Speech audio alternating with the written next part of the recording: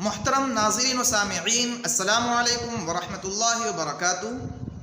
آپ سبھی کا استقبال ہے قربانی کے مسائل پارٹ 2 میں۔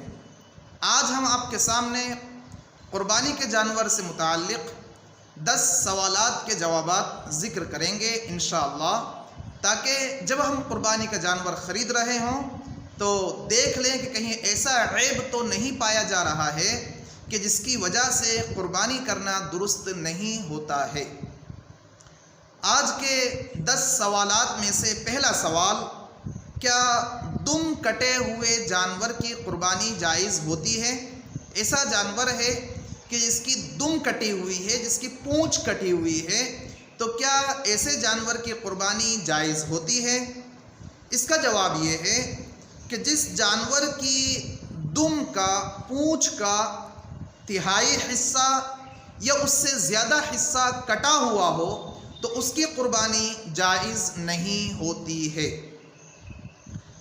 آج کا دوسرا سوال ہے کہ ایسا جانور جو ایک آنکھ سے اندھا ہو چکا ہے، کیا اس کی قربانی جائز ہوتی ہے؟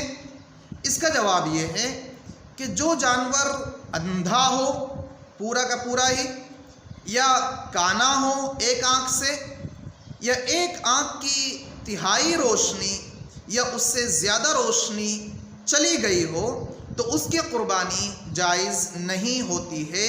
لہذا جو جانور ایک آنکھ سے اندھا ہوگا اس کی قربانی جائز نہیں ہوگی۔ آج کا تیسرا سوال ہے، کیا ایسے جانور کی قربانی جائز ہے جس کی زبان کٹ گئی ہو؟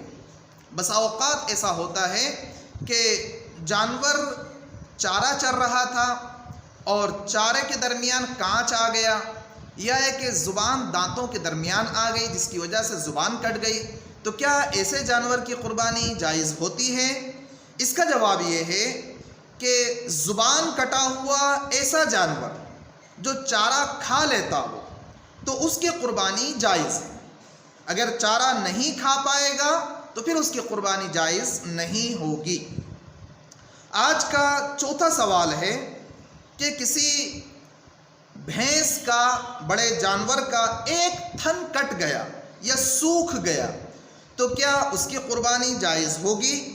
اس کا جواب یہ ہے کہ بڑے جانور کے 4 تھنوں میں سے صرف ایک تھن کٹ جائے یا سوکھ جائے تو اس کی قربانی جائز ہوتی ہے، اور بکری کا اگر ایک تھن کٹ گیا یا سوکھ گیا تو اس کی قربانی جائز نہیں ہوگی، اور بڑے جانور کے اگر 2 تھن سوکھ جائیں یا کٹ جائیں تو پھر ایسی صورت میں اس کی قربانی جائز نہیں ہوگی۔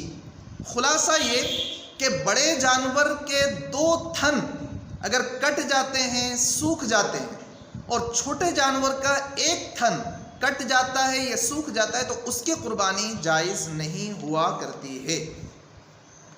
آج کا 5واں سوال یہ ہے کہ پیدائشی طور پر ایک تھن والی بکری ہے، پیدائشی طور پر کسی بکری کے تھن ہی ایک تھا، تو کیا اس کی قربانی جائز ہوگی یا نہیں ہوگی؟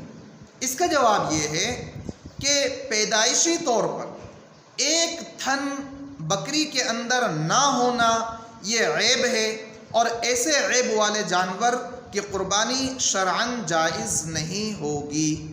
اور بڑے جانور میں اگر پیدائشی طور پر 2 تھن نہیں ہیں تو اس کی قربانی جائز نہیں ہوگی۔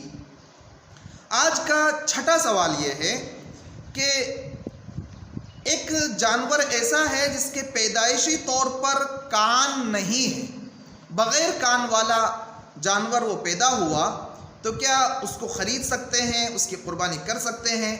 اس کا جواب یہ ہے کہ جس جانور کے پیدائشی طور پر کان نہ ہو تو اس کی قربانی جائز نہیں ہوگی۔ آج کا 7واں سوال یہ ہے کہ جانور کے بالکل دانت نہیں ہیں یا اس کے اکثر دانت ٹوٹ چکے ہیں تو کیا اس جانور کی قربانی جائز ہوگی؟ اس کا جواب یہ ہے کہ جس جانور کے دانت بالکل بھی نہیں ہیں یا اکثر دانت اس کے ٹوٹ چکے ہیں اور وہ چارہ بھی نہیں کھا سکتا تو اس کی قربانی جائز نہیں ہوگی، اور اگر وہ چارہ کھا سکتا ہے تو پھر اس کی قربانی جائز ہوگی۔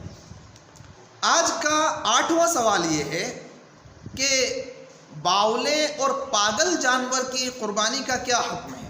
کبھی کبھی جانور پاگل ہو جاتا ہے، اس کی قربانی کا حکم کیا ہے؟ اس کا جواب یہ ہے کہ ایسا جانور جو اس حد تک باولا ہو چکا ہے، پاگل ہو چکا ہے کہ وہ چر بھی نہیں سکتا تو اس کی قربانی جائز نہیں ہوگی۔ آج کا 9واں سوال یہ ہے کہ ایسا جانور ہے جو صرف اور صرف گندگی کھاتا ہے، اس کے سوا کوئی پاک چارہ نہیں کھاتا تو کیا اس کی قربانی جائز ہے؟ اس کا جواب یہ ہے کہ جو جانور صرف گندگی ہی گندگی اور غلاظت ہی غلاظت کھاتا ہو، پاک چارہ بالکل بھی نہ کھاتا ہو تو اس کی قربانی جائز نہیں ہوگی۔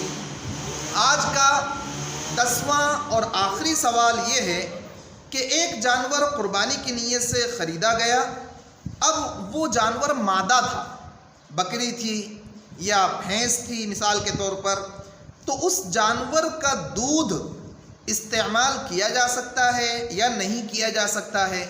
اس کا دودھ نکالا جا سکتا ہے، بیچا جا سکتا ہے یا نہیں بیچا جا سکتا ہے؟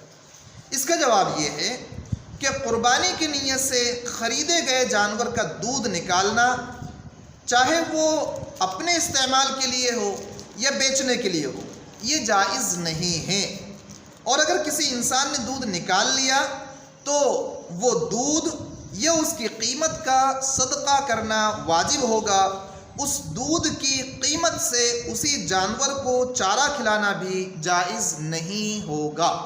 یعنی کہ اس کا دودھ اگر نکالنے کی شدید ضرورت پیش آ ہی رہی ہے، جانور پریشان ہو رہا ہے، تو وہ نکال کر وہ دودھ غریب کو، فقیر مسکین کو صدقہ کر دیا جائے، اور یا یہ کہ اس دودھ کو بیچ کر اس کی قیمت صدقہ کر دی جائے۔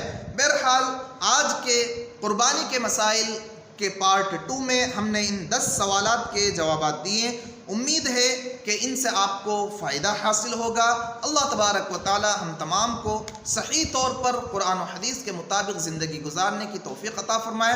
آپ کے ذہن میں قربانی سے متعلق جو بھی کوئی سوال ہے آپ اسے کمنٹ باکس میں ضرور ذکر کریں یا واٹس ایپ نمبر پر ارسال کریں، انشاءاللہ قرآن و حدیث کی روشنی میں ہم اس کا جواب دینے کی کوشش کریں گے۔ وآخر دعوانا ان الحمد للہ رب العالمین۔